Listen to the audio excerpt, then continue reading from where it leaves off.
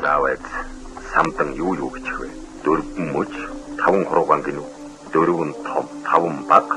Бүгд 9 юм бүгэр бэлэг барьжээ. За тийм шүү. Үгэн дотор үхэр дотор гіваа гэж. Утга задлан ухаж ойлгоос хутгам хурц ухаан орчин. Би одовч өгүүлтэн бидэнд хэн юу гэж захив. Энэ бүхний хариу долгион их дэлхийн радио 107. Үгэн доторх үгс. Үгэн доторх үгс.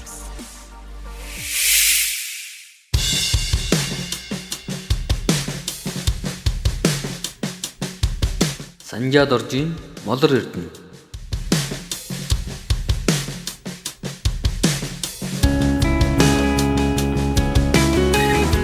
Яагаад энэ дэлхийн одоо Америкчнууд, Герман, Франц гэж Япончнууд дэлхийн хөгжөлтэй орнуудад философиг маш их үнэлж яана гэдэг чинь тэр чинь нөгөө оюуны хөгжил нийгмийг сонгигээрүүлэх тэр хүмүүсийг л одоо ямар их хэрэгтэй харуулж байна шүү дээ.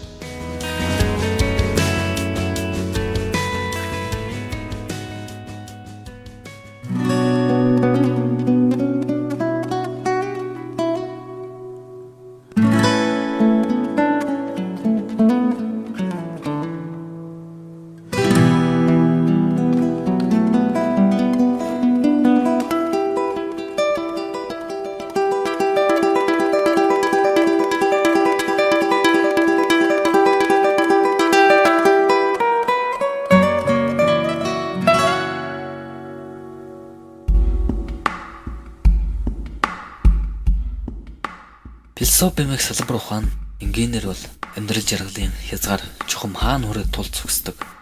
Азгүйтэл бүтлгүйтэл аль нь ч бай. Үндсэндээ үүлийн үр хэмээх ойлголт хэрхэн зохицуулагдаж хэний хүслээр болж байдгийг таньж мэдхийн төлөөх хүн төрлөختний эрэл хайгуулын үр дүнд үүсч бий болсон сэтгэн бодохын оргилгэлтэй. Гэтэл сүртэй гэмэр нэршлээс нь болоод ч тэрүү ихэнх хүмүүс гүн ухаан гэдэг зүйл илүү цолоод чаддаг мэддэг нь л сонирхох зүйлийг харанхуйч юм шиг санагдана.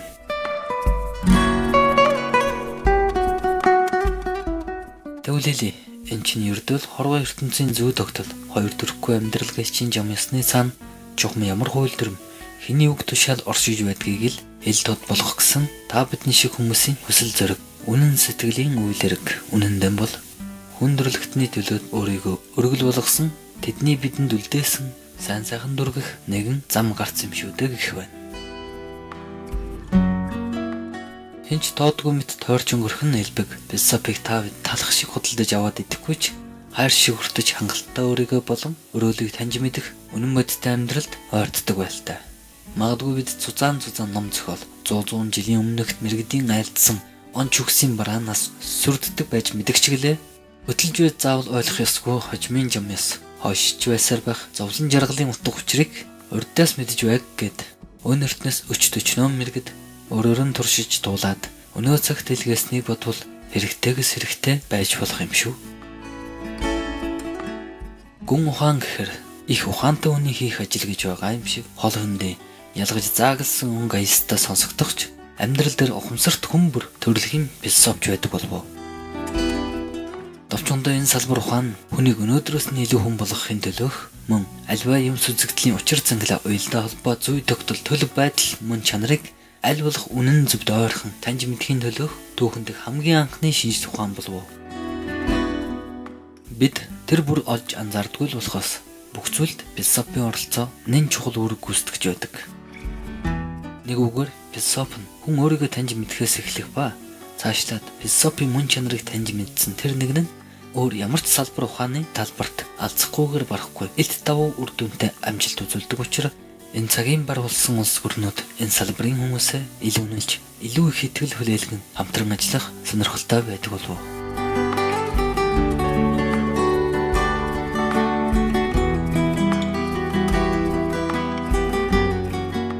Таны мэдхүү гэдэг бол мэдээж эцсийн юмыг мэдээлэх гэсэн сонирхол байна. Юмыг зөв мэдээ.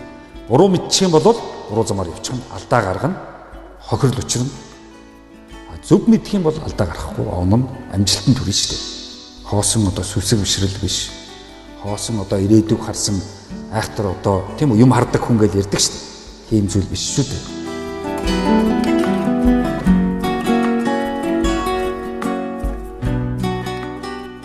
тайлбарлах шаардлагагүй гэхэд болох биз. Дээрх өгүүлбэрээс нэгэн үгийг нь өлгөж аван сэдв болгоё гэсэн санаа төрсөн нь зөв таних мэдэх гэсэн хэсэг юм.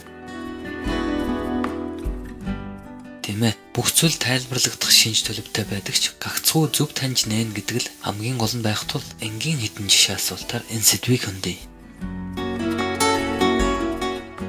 Тэгэхээр хүн ер нь хэн нэгнийг хэний төлөө хайрлан хамгаалдаг юм бол эрүүл мэнд эргэн тойронд нь сөрөг үрдэн авчрах муу зуршил, муухан хэрэглэнээс яг юуны хүч нөлөөгөөр татгалздаг юм бол хайр гэж яг үнэндээ ямар сэдэлтэй юу юм бол мөнгөний үн цэн яг юунд оршоод байна вэ? Мөрөөдлийг бодит тулгах хэдийн янзын арга зам байдсан бэ гэд үнэн зөвөр нь таньж тодорхойлох асуулт мундахгүй юм шиг.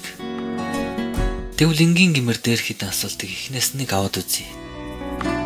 Итгэл гэж хүн хүндээ эргэлзэхгүй байхын үндэс бас өөрийгөө юунд сайн, юугаараа бусдаас илүүвэ гэх зэрэг өөртөө нөөц болцоо, чадамж чадвар, мөн чанарыг бүрэн дүүрэн биш юм аа гэхэд ямартааш ямар нэг хэмжээгээр олж мэдсэний үндсэн дээр бүрэлдсэн үзэл бодол, сэтгэл зүйн зүгжиг юм шиг. Тэгэхээр итгэл гэдэг зүйл зүгээр ч нэг гарт баригдаж нүдэнд үзэгддэггүй агаарын төсөөлөл биш. Харин ч өөрийн нүдээр харахаас илүүтэй бие сэтгэл амьдралаараа туулан байж барьж явдаг. Бодит үнэнд хамгийн ойр гэрчлэг хийсэн хариулах нотолгоотой үнэн байж болох юм шиг. Үүний нэгэн адил сэтгэлч мөн бодит зүйлээс үүсэлтэй хийсвэр оршихуй юм а гэж үзэх бүрэн тайлбарыг ухаж хайхаар хүн өөрт нь таалагдсан эсвэл хэрэгтэй гэж бодсон хэн нэгэнд ямар нэг зүйлд илүү цаг зориулж илүү их хүч зарцуулдгаас эхэлнэ.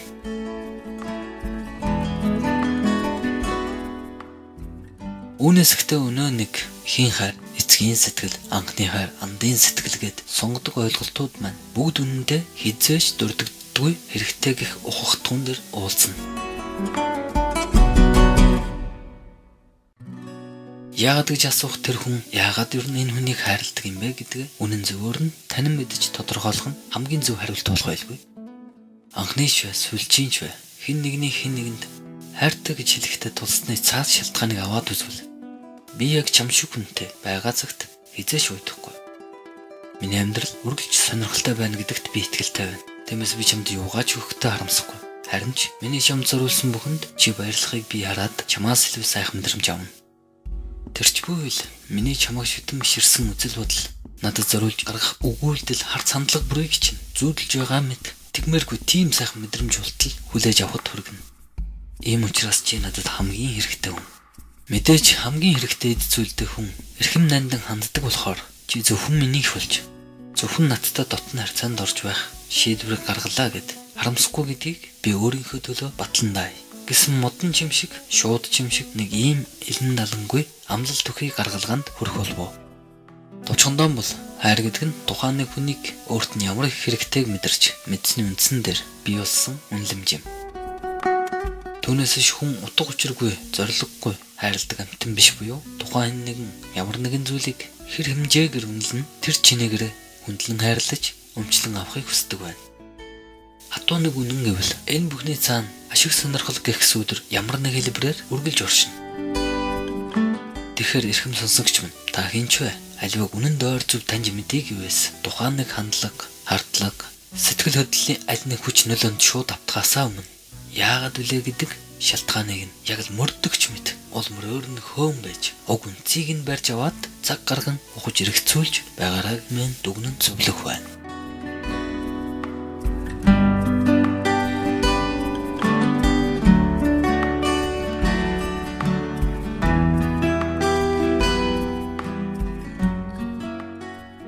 Ерөөсөө бидний асуудал бол монголчууд бид нар ямар асуудалд орчод байгаа юм бэ гэхээр ер нь бид нар философчгүй юм байна. Философи Монгол ам байхгүй юм байна. Тэр л бидний одоо гол дутагдал юм байна. Философчгүй учраас бид нар социализмч ойлгохгүй, арчлаач ойлгохгүй, эрхчлөөгч ойлгохгүй, шударгасэгч ойлгохгүй яваад байгаа шүү дээ.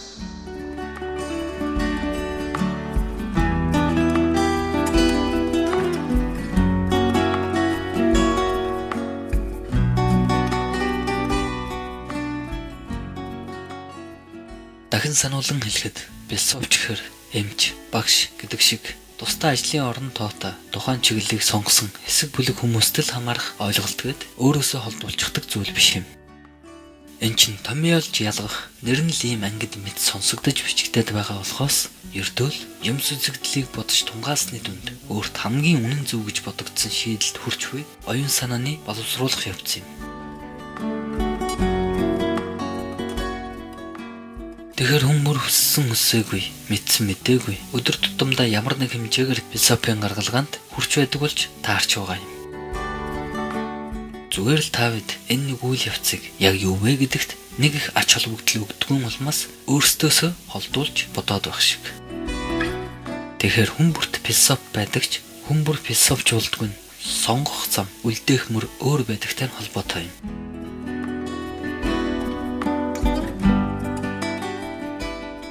Яагаад манай оронд философч байхгүй гинвэ гэхээр энэ чиглэлээр сурч төгссөн хүн алга гэсэн үг биш. Харин эрх мэдлэлтнүүдийн дунд ийм хүний орон зай хоосон байна гэсэн утга болов. Учир нь философч хүн гэдэг аливаа юмс үзэгдлийн цаад учир шалтгааныг материалын талаас нь хэсэлүүтэй нийгмийн сэтгэл зүйн хямралын гол гогцоотой холбон илрүүлдэгт оршин байх. Нэг өсөндөө бусдын юу үсэд юугаар дутагтаад байгааг ойлгож мэдэхгүйгээр бэлэгмэт элд хөнгөлөлт халамж хангамжаар сэтгэлийн хоосон орон зайг нь дүүрэхгүйтэй ижил юм. Ийм л учраас улс төрд нөхцөл байдлыг бус хүнийг ойлгодог хүн буюу философч хэрэгтэй. Нөгөө талаас философийн эцсийн зорилго амьдралын мөн чанарыг үнэнд ойрхон алдаа маддаггүй сэвсэм хийгүй ойлгох хэмжээнд зөв зүйтэй танин мэдэх юм шиг. Адгийн наазах нь бурхан гэж бүх хүн шахуу ярьдагч мөнэн хэрэг дээр нэг ч гэсэн бурханыг нэг чулуудаа дөрвөөр нь харж дуу хоолойг нь сонссон хүн байдаг ч юм уу үгүй ч юм уу. Энэ мэт бодтой бодгүй нотлогдоогүй олон мянган хийсвэр ойлголт дунд хүн төрлөختөнд төрөөдж байгаа юм шиг төрлөө олоодж байгаа юм шиг нэг тийм нотлогоо баталгаагүй сэтгэл зүйн олон өнгийн шуурганд хуваагдсан далцаар энэ хүрчээ. Харин энэ бүхний үнэн мөнийг илчлэх боломжит хүмүүс бол философчд юм. Хүмүүс амьдарч л байг. Харин бид тэдэнд философчийнхаа үүргийг бүрэн гүйцэтгэх боломж хийгээд талбарыг нь нээлттэй үлдээх хэрэгтэй юм болов уу? Эрх чөлөөгөө ойлгохгүй яваа хүн эрх чөлөөгөө хэрхэн зүүцэх ёстой эдэлж бас эргүүлээд бусдаас хэрхэн хамгаалах ёстойгоо яаж мэдэх юм бэ?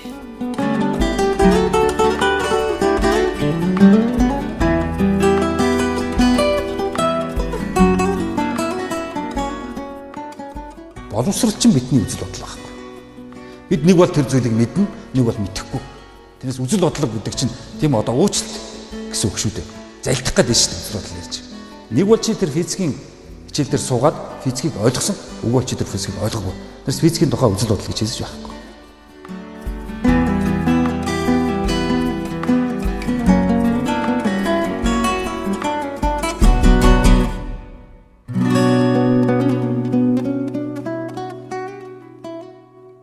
Нэг дээр нэмхэн нэг тэнцүү хоёр гэдгийг та өөрийнхөө юу гэж ойлгох вэ? Энэ бол утгагүй асуулт гэж та хариулж магадгүй. Харин таны өгсөн утгагүй гэсэн тэр ганц хариу үгийг хүмүүс өөрийнхөө юу гэж ойлгох вэ? Эндээс та нэгийг бодож болох нь өөрийнхөө ойлгох явдал байж болох ч гагцгүй тэр ойлголт нь хөдөлгөөнгүй үнэн зөвд төгөж очих магадлал том бага байж мэдэх юм гэх гаргалгаа. Тэгэхээр нэгэнт ил тод болчихсон ойлголтод бусдын юу гэж хүлээж авах нь огт нөлөөгүй буюу боловсралд багтчихсан нотлоготой дүгнэлтийг дахин өөрөөр нотлохоос цаашгүй гэсэн үг. Угтаан бол боловсрал нь зүгээр нэг залхуу хүрэн завтай үнэ сонирхдаг үгийн сүлжээ бүглэх ажил биш. Харин таны амьдралын цаг хугацааг хэмнэхийн тулд хүмүүсийн хөгжил дэвшлиг хурдсахын тулд хэн нэгний нээсэн дараагийн хаалганд хүргэхийн тулд зайлшгүй нэх ёстой байсан бодит зүй тогтолыг таниулсан хаалганууд юм. Үзэл бодол гэх ойлголтын хувьд бол үнэхээр зөв зүгчиг гэдэг нь нотлогдох хүртлээр тухайн хүнийхээ бодол дүгнэлтээс сэтрэхгүй нийт тулгаж боломгүй эрсдэл дагуулсан их сурвалж байдаг болохоор та бид дан ганц үзэл бодлоор амьдраад байж болохгүй юм. Боловсралтай хэрнээ хүн чанар ёс суртахуунгүй хүн зөндөө байна гэд боловсрал хүнд хэрэгтэй ч юм уу үгүй ч юм уу гэд үл өшөөх зөв зүйл лав биш байх. Боловсрал үүнд ямар ч буруугүй. Харин боловсролын үн цэн мөн чанар зориултыг бүрэн дүрэн таньж мэдээгүй. Тухайн хүний өнөө нэг өөрийн гэсэн ойлголт, хандлагатал, хамаг асуудал оршин буйг та нэг анзаарна үзье. Магадгүй нийт олонхоор өөрийн гэсэн үзэл бодлоор бүх зүйлд хандах нь зарим нэг эрх баригч эдийн засаг, улс төрийн тоглогчдод өөрийнхөө далд муу хүслийг баг багаар хангах таатай нөхцөл болдог байх шүү. Шулуухан хэлэхэд шудраг ус дүрмээр тоглох дуртай эх оронч сэтгэлгүй зөвхөн хувийн ашиг сонирхлоо боддог эрх баригчдын хувьд иргэд нүд харанхуй чих бөглөөстэй байх тусмаа сайн хэрэг юм. Ийм учраас л бидэнд философч хэрэгтэй. Бидэнд мэдлэгийг хэрэгэлдэг хүн биш, мэдлэгийг улам боловсронгүй болгодог бүтээгчд хэрэгтэй. Манай тарамсалтай нь хэрхэн юунд хэрэглэхээ мэдэхгүй хэрэглэгчээс өксүүлээд хэрхэн өөртөө ашигтайгаар хэрэглэхээ л боддог буруу санаатай хэрэглэгчд зөнхөлж байна. Уг нь бол бусд нь мэдгүй байгаа мэдлэгийн мөн чанарыг мэдэж байгаа нэг нь бусдынхаа ойлгох жишээн дээр энгийн үгсээр тайлбарлан тархинд нь цонх гаргаж өгөх замаар л аливаа улсаар нь хөгждөг жамтай юмсан. Гэтэл манай оронд тийм сэтгэлтэй төрийн удирдагч төшөө ноёд ганц гарын 5%-аас ч зүүн тоологдох хэмжээнд байгаа нь оюун санааны элт доройтлын үйл нэмэрсэн энэ цаг үе нийгмийн эмгэнэл гэмээр.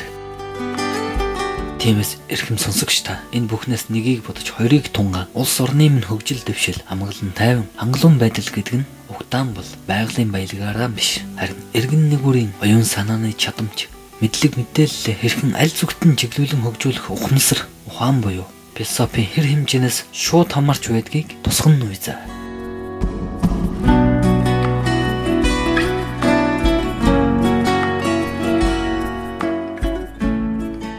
Ялангуяа манай монголчууд бол нэг том алдаа гаргадаг. Тэр бол хүн болгон өөрийн философитой гэдэг. Хүн болгон өөрийн философитой байж хэзэж болохгүй.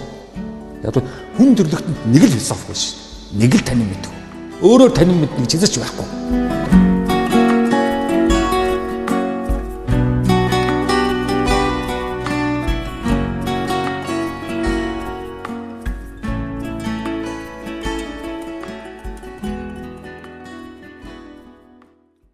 Only know you've been high when you're feeling low.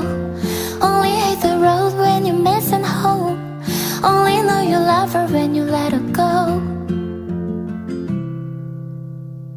And you let her go.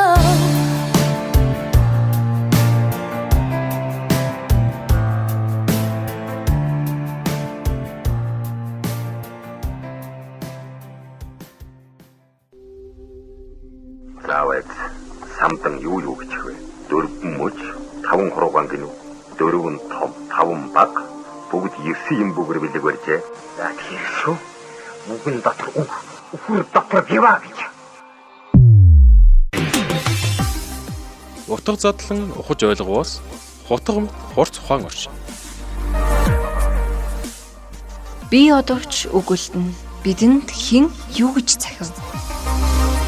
Энэ бүхний хариу долгион Эхлэхий радио 107. Үгэн доторх үгс.